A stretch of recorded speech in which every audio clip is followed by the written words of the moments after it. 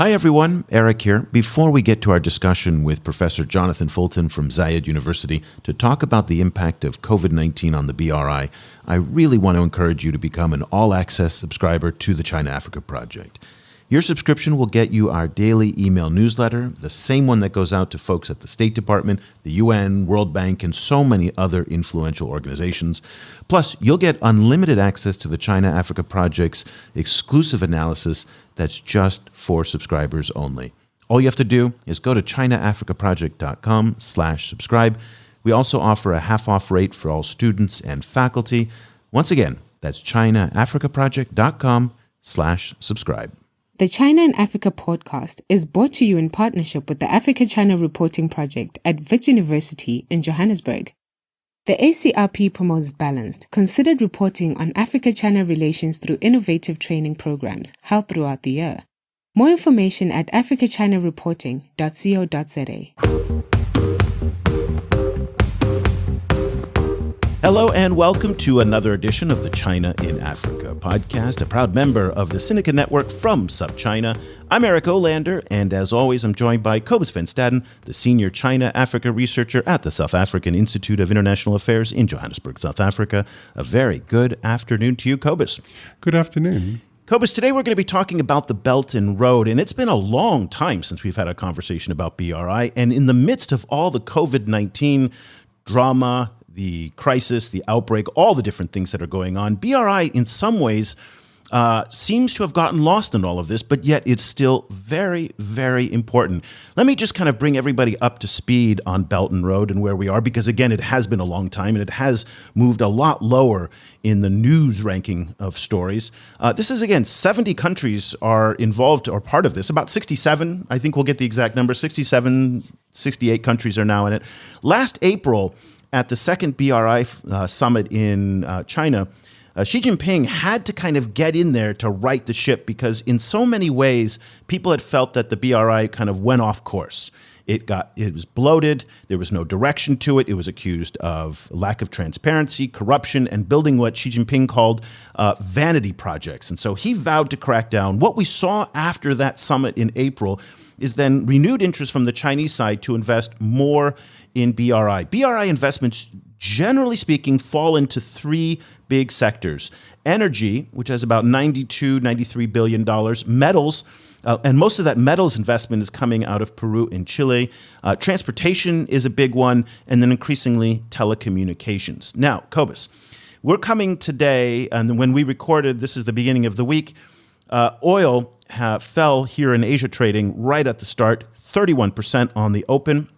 We're looking at situations in Africa today where economies, where you are in South Africa, are in recession. Nigeria will probably go into recession. Same for Kenya. Private sector activity in Egypt is declining. And what we're seeing is the intersection of a lot of the BRI investment running headlong into the crisis that is unfolding in African economies. Talk to us a little bit about what you're seeing on the ground, Cobus, in terms of the economic picture, and let's try and loop that together with BRI. Well, BRI is, of course, all about connectivity.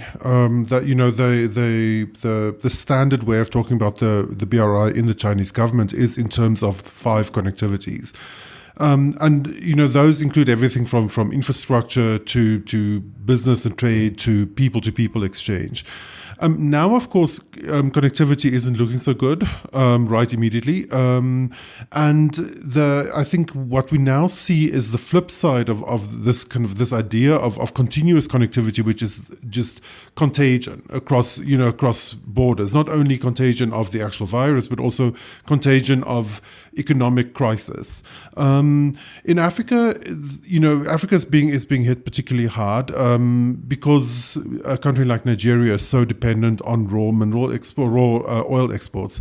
South Africa is similarly very dependent on raw mineral exports, and so that is hitting the South African economy. It's also hitting the South African fresh produce trade. So South Africa is a big exporter of citrus, grapes, and so on to China. That is also being really kind of badly affected by the current crisis, as both production slumps in China, so they don't need raw materials, but also demand slumps in China as well.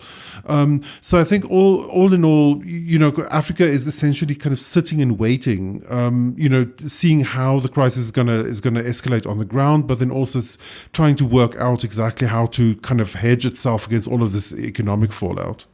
Well, we wanted to get an insider's view on this and the big picture as to how BRI is being transformed or influenced by the events on the ground, influenced by COVID-19. The best person to do that with is Jonathan Fulton, who's an assistant professor of political science at Zayed University in Abu Dhabi in the United Arab Emirates. He's also a non-resident fellow at the Atlantic Council. Bear with me, he's got a little bit of a long introduction here because there's a lot going on.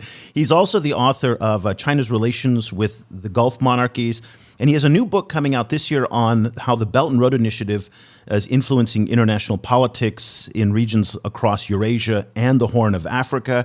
And then next year, he's got another book coming out, the Routledge Handbook of China-Middle East Relations. Last year also, his name might sound familiar to our regular listeners. He co-wrote a fascinating paper for the European Council on Foreign Relations called China's Great Game in the Middle East. And if that sounds familiar to you, it's because we interviewed the paper's project editor, Camille Lons.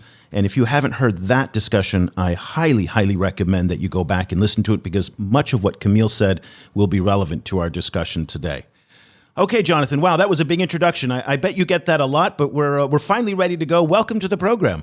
Thanks, guys. And I actually don't get that a lot, so thanks. That's a nice introduction. Just wanted to kind of really position you as someone who's sitting in the middle of looking at the BRI.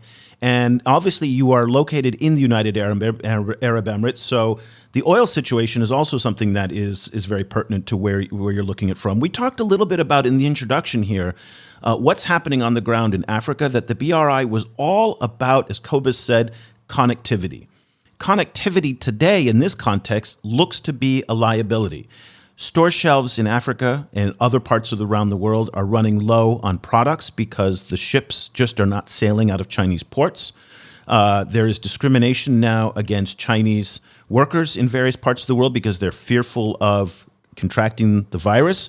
We're talking about now the Chinese economy has been brought to its knees effectively because of this, so outbound spending may go down. The list of implications on the Belt and Road is probably endless. Talk to us a little bit about what you're thinking about when you're reading all of these different events unfold related to coronavirus and how you think it's going to impact China's broader Belt and Road initiative. Well, thanks. It's interesting. I like the point that you both have underscored that this is about connectivity. And typically we look at that as a positive, right? I mean, this is bringing people and cultures and markets together. But here in the Gulf, what we've seen for the past couple of months is kind of the riskier side of that. And especially in the Gulf, we see a lot of sensitivity and vulnerability. The Gulf states, China's their biggest trading partner for each of the Gulf states, or among the top 2 or 3. And in some cases, for the past few years, that's been a tremendous opportunity. You see just so much growth. You mentioned energy with the Saudi China relationship. Energy has been a massive part of the trade relations. And with prices dropping the way it has been, and with Saudi's economy being quite vulnerable to market shifts, this kind of looks like a big danger for them. Oman is another really vulnerable country because Oman's exports, I think last year or the year before, was just under 50% or under 45% of their exports went to China. And when you've got these states that something like 85 to 90% of their government budgets are based on energy exports, that's a really big vulnerability. So what you see is for energy, places like Oman and Saudi are quite exposed to Chinese downturns. And then you just look more generally at the non-energy side of things. Dubai, for example, I think I had 3 events this month in Dubai that have been canceled, conferences and forums. The hospitality industry in the UAE's been hit pretty hard already this year. And with the drop in tourism, they had something like 1 million Chinese tourists to Dubai last year alone. With all of those people off the board, this is a big hit to their economy. Dubai has the the World Expo coming up later this year too. So there's a lot of stuff going on just beyond the energy, pilgrimages to Saudi being closed as well. So there's a lot of economic downturns related to this. Jonathan, how do you see this impacting on the future of the BRI as a whole? I mean, it's a very big question, but kind of the fact that China's economy has slowed down so significantly made me wonder whether there'll be any appetite for this kind of big scheme afterwards, and whether it might just quietly kind of wither away. I can't see it withering away. I mean, especially from my vantage point here in the Gulf. One thing that makes the BRI so attractive is that it lines up with what a lot of states are trying to do. So if you've been watching, it's not just the Gulf. I think a lot of countries in Africa as well have the same McKinsey vision development programs in place. And those line up really, really well with what the BRI is about, looking to diversify economies and get off, especially in the Gulf, this kind of single resource model that a lot of countries are dependent on by doing things like investment infrastructure and developing tourism and hospitality sectors and building smart cities, and the digital Silk Road kind of fits in with a lot of this stuff. So I don't think you'll see, especially in this region, countries trying to back away from it. I think what they'll probably try to build in some kind of a safety feature so they're not quite as exposed. And I think that's true in a lot of other places around. Like if you look at South Asia, for example, a lot of the Chinese investment through BRI isn't coming through other states or other lending organizations. Who else is going to go into Pakistan with, something like $6 billion worth of commitments? We might see, maybe more appetite for this Blue Dot network that the US is trying to promote. But I think I don't anticipate seeing the BRI really, fading from the scene. I think probably a lot of states are going to try to protect themselves against an over-reliance on one source. But that's good for everyone, I think, to see a more varied, a more diversified approach. Now, they may say they want to do that. And this is something that's very topical in Africa today, where they're saying, okay, we've exposed our dependency on China, so therefore we have to reduce that dependency. Let's start trading with each other more. But the reality is that intra-Africa trade accounts for only 16% of African trade. China is their largest trade partner. And the reality is that you simply can't replace China in the supply chain. Its scale, the price, all of it. So people may say we want to diversify our sourcing, our products, our markets, but let's be honest here. The United States isn't going to come up with a vast amount of money to rival what the Chinese are doing. Certainly the British will not, now that they're independent, and the Europeans aren't really going to be spending. So as you indicated, there really isn't much of an alternative. I find it rather comical that you even brought up the Blue Dot Network because, and for those of you not familiar with the Blue Dot Network, it was announced as America's kind of alternative to the Belt and Road Initiative, minus the $400 or $500 billion. That's the best way to kind of explain it, But what choice do people have really at the end of the day in terms of protecting themselves? I mean, how can they, in very practical terms? I like that it is for comedic effect, I think, because really what I've seen from the Blue Dot, I've been tracking it since it was announced, and I really just don't see much. The idea that this market-based solution can compete with China's state-driven investment program, I just don't see how that offers any kind of an alternative, really.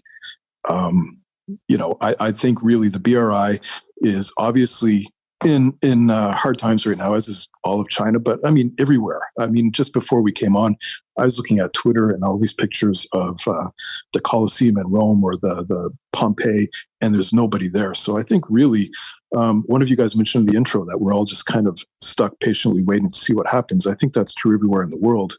And I imagine what will happen is when the BRI comes back online and the rest of the global economy does, we're going to see things kind of go back to how they were going before. I mean, I kind of have the sense right now that we're just, in the absence of information, we're all just kind of almost panicking. But I don't know. I mean, I don't know much about how these pandemics work. I know that here in the UAE, I'm off work for the next 2 weeks, and then the following 2 weeks we're going to online teaching. My kids are home from school for a month. Malls are empty. The roads are empty. It's a very, very strange time. Support for this podcast comes from the Africa-China Reporting Project at Wits University School of Journalism in Johannesburg. The ACRP provides reporting grants, workshops, and other professional development opportunities for both African and Chinese journalists. Follow the ACRP on Twitter at Wits China Africa or visit africachinareporting.co.za for information about grants and upcoming seminars. Jonathan, do you have an impression at the moment of what governments are learning from this crisis?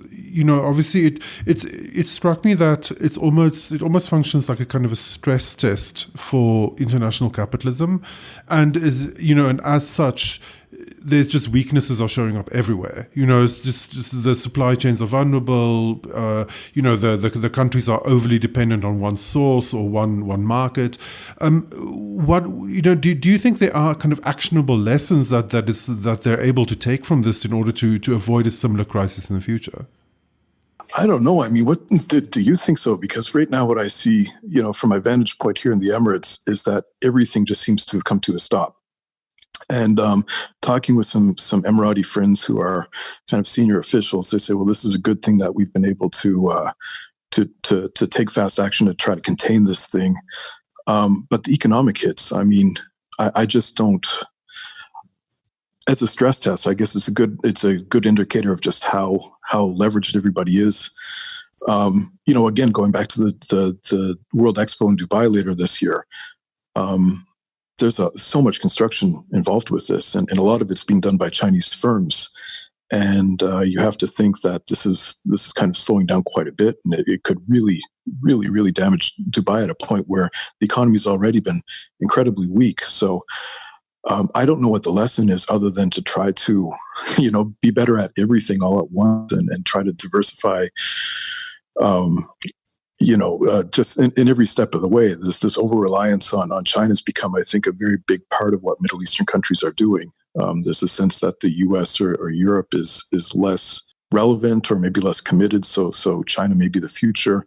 I think what this has indicated is that there's a need for a bigger pool of capital and investors and companies to work with. Cobus, it's interesting because when we look at the lessons learned, I think if we asked that question 2 or 3 weeks ago, we might have had a different answer than we had today. And so 2 or 3 weeks ago, China was definitely taking it on the chin, in the sense that infections were up, deaths were up, and it really looked like China had not been able to bring this under control. And certainly in the US and Europe, people were pointing fingers at China's authoritarian methods for how they handled it. And there was this kind of like, this is your problem. We're not going to have to deal with this. Today, we're looking at basically the Trump administration being completely schizophrenic, whereas the president's saying one thing and the Center for Disease Control is saying another. They don't have testing kits. The testing kits they did have were broken, and now they're out there. There's only 6,000 testing kits in the United States for a population of 330 million. And it really looks chaotic. Italy is now a quarter under quarantine. So Europe is now starting to feel that it's got a little bit of the chaos coming its way. And it's interesting because some of the criticism that we heard towards the Chinese a couple weeks ago has died down, as now policymakers and officials in the West are struggling to contain this in their own backyards. And so I guess I'm wondering, Cobus, what you think of the optics of all of this, where we look at, they look at China and they go, it was tough, it was rough, it was brutal sometimes, but they brought it under control. And if you're a country like Zimbabwe or Kenya or Nigeria or even South Africa, where order is sometimes hard to come by, and you see what's happening in the United States, again, not on the same, they're not comparable at this point, but there's a certain degree of chaos in the U.S. response. How do you think those optics look, Cobus? Yeah, I think in a way it's like that old Tolstoy line of every unhappy family is unhappy in its own way. This crisis exposes a lot in each country. It exposes different weaknesses in each country, and I think one of the weaknesses exposed in China is a centralized government's tendency to not want to communicate bad news. So the Xi Jinping administration has been hit by a lot of anger, I think, in China about not coming forward with information about the pandemic quickly enough. But at the same time, you then see all of these other weaknesses being exposed in other countries. And in Africa, particularly, that weakness is frequently a kind of a breakdown in trust between the population and the government. Which leads to just lots and lots of rumors, rumors that people have bribed, like sick people have bribed their way into the country, for example. What I start wondering is I think it also exposes the limits of national governments to be able to deal with this kind of global crisis.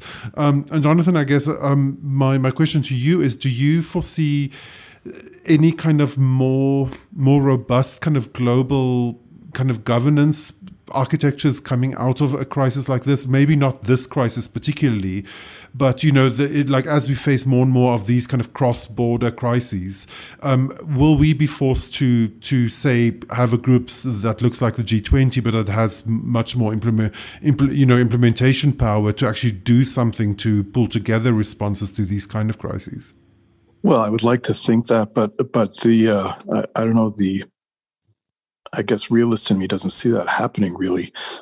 You mentioned the issue of governance, and I guess that's something I think about a lot lately, is how China's, the CCP was reluctant to really share information in a timely manner.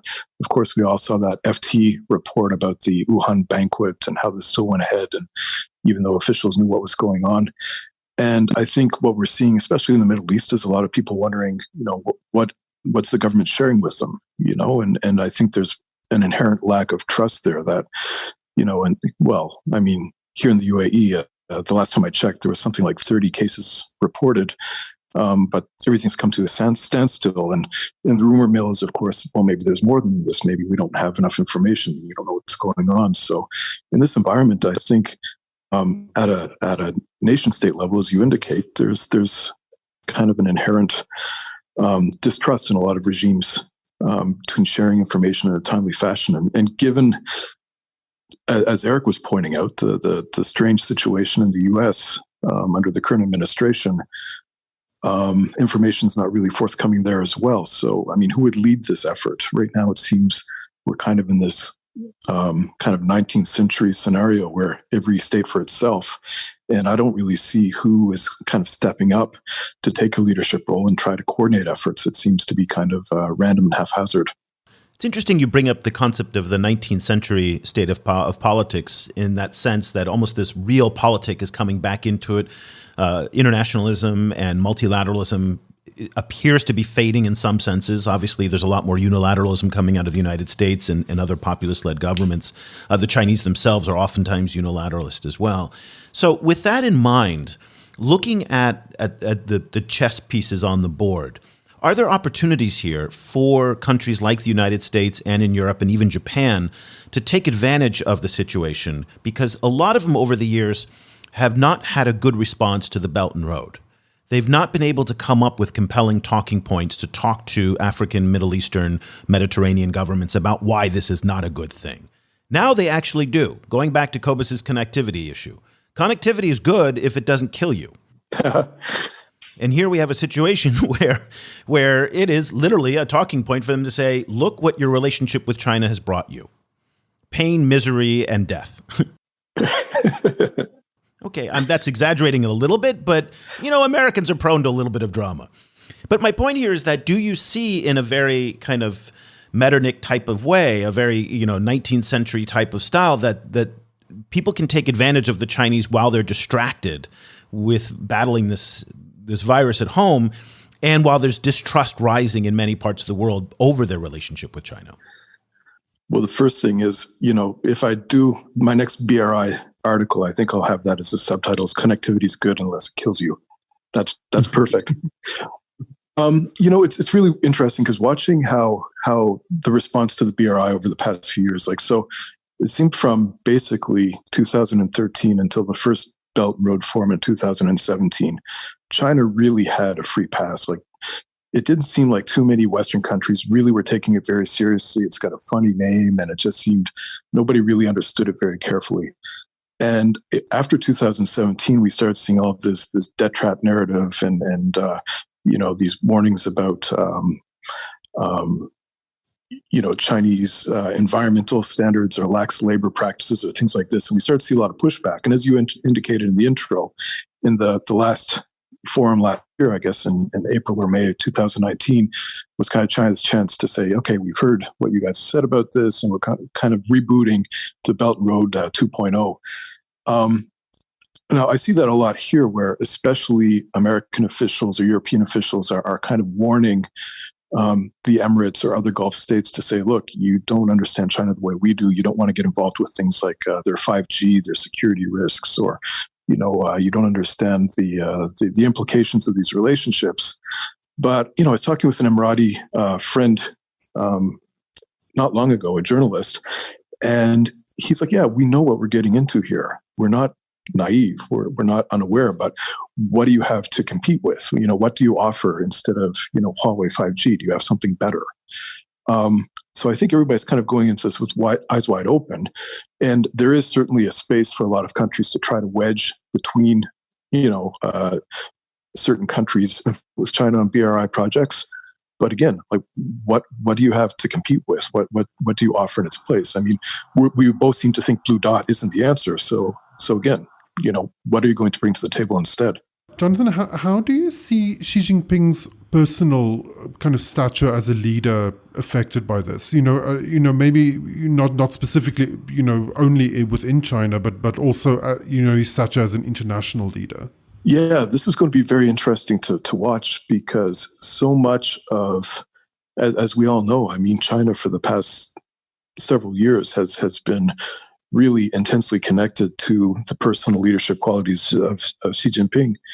And a lot of the idea of his leadership has to be coming under question right now. I mean, I haven't been to China for a couple of months. When I was there last fall, there still seemed to be a lot of enthusiasm based around the direction he was taking things, and at least in a public way. Right now, I mean, when I go on my Twitter feed, I see a lot of stories about how, he is leading China through this terrible situation. But you have to think people are looking at it and really wondering. Again, the performance legitimacy has been one of the driving pillars of the CCP's leadership since the reform era. And with the way things have been operating under this crisis, that really has to call it into question. I mean, I would expect he's under a lot of pressure right now, domestically and internationally. Well, I think a lot of countries have very realistic ideas of how China works. I don't think anybody really, I think a lot of the narrative of the CCP's leadership is for domestic audience, really. So I don't think anybody here has any kind of they're just more interested in the money, I think, and the development, rather than the ideology of Xi Jinping, right, or the CCP. Because, I mean, at home in China, it seems like the propaganda machine has just cranked it up to overdrive now, because they do recognize that there's some cracks in the system. And my suspicion is that they're going to crack down even harder on people, that if you dare to criticize the president today or the party today, you will be handled with very quickly, much faster than you were even before this crisis, because they can't afford to have that spread, that doubt about Xi Jinping's spread, because that's all they've got now. They've built him up, and if it's not him, then it's nothing. It seems like an all or nothing type of game that they're in right now. I was talking to a scholar the other week, and he said that he really expects that China's interest in the world will fall in the immediate aftermath of this crisis, whenever that is, because the demands domestically to rebuild are going to be huge. So there's been so much domestic economic destruction as a result of this, just getting the factories back up, getting the auto industry back up again. I mean, all of that is going to take all of the capacity of the government to focus on getting the domestic economy going up. And he doesn't think that they're going to be as interested in places like Africa, the Middle East, South America for a while, until their economy's back up again. What's your thought on that scenario in the aftermath of COVID-19, whenever that may be? Well, that's a scary scenario because a lot of places are just really dependent, on like I was saying, looking around the Gulf, the amount of reliance on Chinese trade or Chinese investment is really fundamental to a lot of states here. And I think that's true of a lot of places in Africa and South Asia and across Eurasia, really. I suspect what you're saying about China is true of a lot of other places, though, too. I mean, a lot of other countries are being hammered economically right now, and they're probably going to have to focus inward for a bit as well, just to get past this. What do you think the kind of this kind of level of economic stress is going to do to politics within the Gulf region and within the larger Middle East? Yeah, so in the Gulf and the larger Middle East, that's pretty interesting because you kind of have a similar legitimacy model that you see in China, especially in the Gulf. Where these are traditional monarchies without a lot of participation, and there's quite a lot of pressure. I mean, again, coming back to these vision programs, each of these states are under a lot of pressure to diversify their economies, to create kind of to move beyond the single resource rentier model. And you see in some places like say Kuwait, Qatar, and the UAE, where they have relatively small populations and a lot of energy exports and a lot of revenue, they can kind of continue like this for the foreseeable future. But then you look at places like Bahrain and Oman and Saudi, where there's just a tremendous pressure. They've got very young populations. The economies aren't performing very well. Unemployment is really high. And, this definitely would cause some problems for the government, because if they can't deliver, you might see something like what we're seeing in other places like Algeria or Sudan, where people start to push back a little. I don't think it would be anything as dramatic as, say, revolutions or protests, but I think what you would see is just a tremendous pressure from the inside that doesn't always get noticed very well from outside these states, but they're actually quite responsive. People here, this is interesting for me as a political scientist, coming from Canada, is we kind of look at democratic values and norms as a way to address issues of governance. But you see this a lot where people actually have direct access to their leaders. I have a student who missed a class one day because he was going to go talk to the sheikh about a property issue that his family was going through. And it blew me away that a 22-year-old guy could just go and meet with the sheikh, So it's a much more direct line to their government. And that means that, the government's hearing very carefully or very closely what people are grumbling about. So, I think there will be quite a lot of pressure here if things don't get turned around. Jonathan Fulton is an assistant professor of political science at Zayed University in Abu Dhabi in the United Arab Emirates, also a non-resident fellow at the Atlantic Council and an expert on BRI. Quick question for you before we go. You've written this book coming out this year on BRI, and then you have another one coming out next year on it, and in terms of China-Middle East relations. Are any of the events that have been unfolding related to COVID-19 and what we've seen over the past few months going to change your books or potentially date some of your the topics in your books? I don't think so. The one that's coming out next is called Regions in the Belt and Road Initiative. And this was actually an edited book. So I had a lot of contributors who are area specialists looking at, South Asia, Central Asia, Southeast Asia, the Horn of Africa, Europe, and I did the Middle East. And I think we're looking more at kind of the big themes of what is it that states within these regions are doing in the relationship with China. So it's not really what China's doing so much as how are these places responding to China's outreach, and how does that affect these regional dynamics? Because especially in the Gulf, when China comes in here in a big way, there's a lot of regional dynamics that China doesn't have a lot of experience with.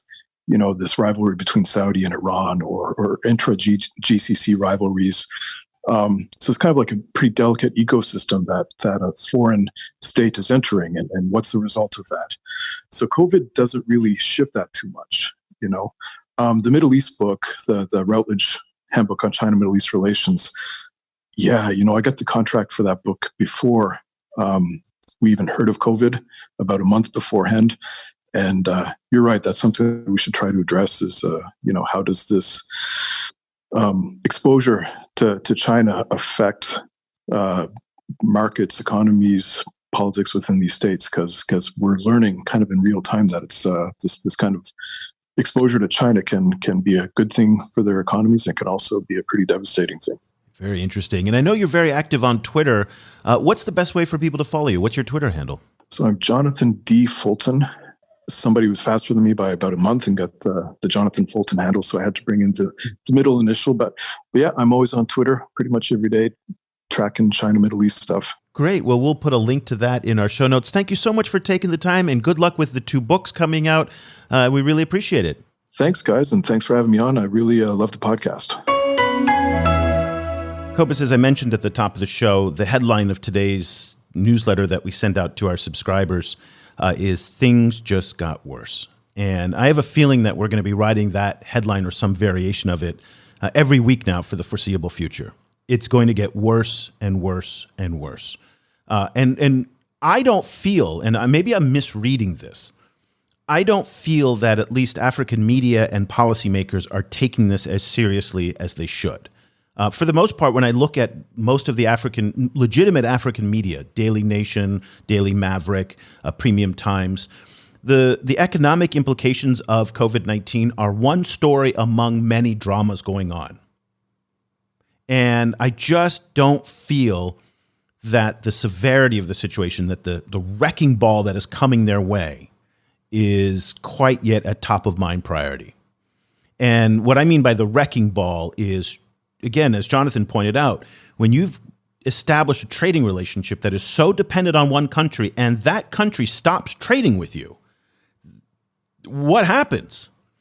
I just don't have an answer for what's gonna happen in the next 3 to 4 to 5 weeks for countries that have no financial cushion whatsoever to withstand a disruption the likes of what's coming. And he talked about in the Middle East and in the UAE, nobody's going to malls, nobody's on the streets, people aren't going to schools. Here in Southeast Asia, my son has been out of school now for 6 weeks, home learning, people aren't going to the movies. Economic activity is slowing radically. And oil is now piling up in the ports or in Nigeria and Angola. And so one of the other mainline kind of ideas that I'm trying to develop in the newsletter is that this is evolving from a health crisis to an economic crisis, and we are now in the economic crisis stage. It will eventually move to a governance crisis, as we're starting to see, and you've touched on this, and then it's going to go to a political crisis. That's the trajectory of where I see this going in weeks, not in months, but in weeks. You know, I agree with you that African media is probably not freaking out as much as they should. You know, it's going to be very interesting to see how the current oil crisis particularly, plays out over the next few days in Nigeria, because I think that's probably going to be one of the places where, where this kind of health crisis into economic crisis into political crisis, that I think the fact that Nigeria is also in the middle of having its main commodity essentially lose much of its value, that's going to be ground zero quite possibly for that development.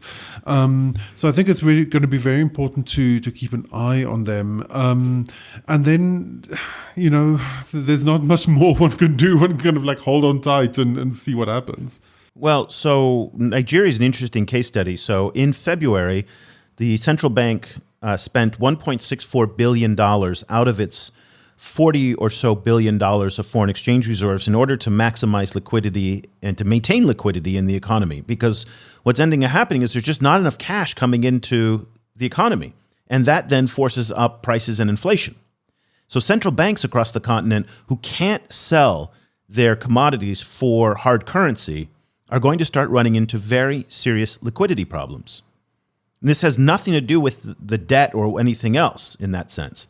So then you have the Eurobond holders. And this is a very important part of this discussion because on the Chinese debt side of this, renegotiations can happen. With the Eurobond holders, there is no renegotiating. So as less hard currency comes into the economy because prices are lower for the commodities that they sell, there's less money then to pay back Eurobond holders and to provide social services and to provide debt maintenance and to do all the things that governments need to do. So, I mean, maybe I'm too close to this story because I sit, for 8-9 hours a day putting this newsletter together and just read Henny Penny, the sky is falling. And so I fully admit that I might be a little alarmist here. That's possible. I don't think I am because of the nature of what we're talking about. When store shelves are running out, you can't sell commodities, investments drying up, people in aviation and transportation are stopped. I don't know what that world looks like in a month. Yeah, you know what I would like to hear more analysis about is what the impact of all of this is on global warming. I saw satellite pictures over China of January, January last year and then January this year. The amount of smog has more than halved, it'll be very interesting to see what the kind of impact of all of these interrupted flights and then the block in shipping and, the drop in oil sales and so on. One of the things that I'm wondering is whether all of this is going to force everyone to start looking at alternative methods of, say, electricity generation much quicker. Because what we're now seeing is not only that these are very vulnerable to global warming, but they're all very vulnerable to a lot of other factors as well that people haven't been factoring in. So any kind of risk analysis from now on is going to have to take into account the possibility of this kind of global outbreak. Because I think as a lot of people have been pointing out, that this is only the start, right? Kind of like this isn't an isolated event. This kind of thing is going to be the new normal, I think. And so kind of local mitigation, like local microgrids, solar, et cetera, might well be this weird kind of silver lining, kind of positive fallout from this crisis. It's going to be, my feeling is what we're going to be seeing is a lot of parts of societies, like large parts of societies that we hadn't thought of before, hadn't kind of even considered before, might have to face some form of reform, some kind of change in order to mitigate these kinds of fallouts in the future. That's a hopeful, optimistic way of looking at it. I'm not so sure that humans are that enlightened to do that. I mean, you get the sense that after this calms down, wow, we're out of it. Economic activity will pick back up again. Energy use will go back up again. Pollution levels will go back up again. Flights will go around. Everything gets back to normal again. And then humans being what we are, we say, oh, okay, we dodged that bullet, and then we go in and the next one comes and we don't always learn our lessons. But then it goes back to a little bit like what Jonathan was saying, is that if you're a country like Zambia or Botswana, you don't have an enormous amount of choice. I mean, what you're talking about requires a lot of money and investment to wean yourself off of a carbon energy, which they don't even have enough carbon energy, much less than to install sufficient renewable energy. That's a multi-year, maybe a decade-long project, right? Yeah, no, definitely.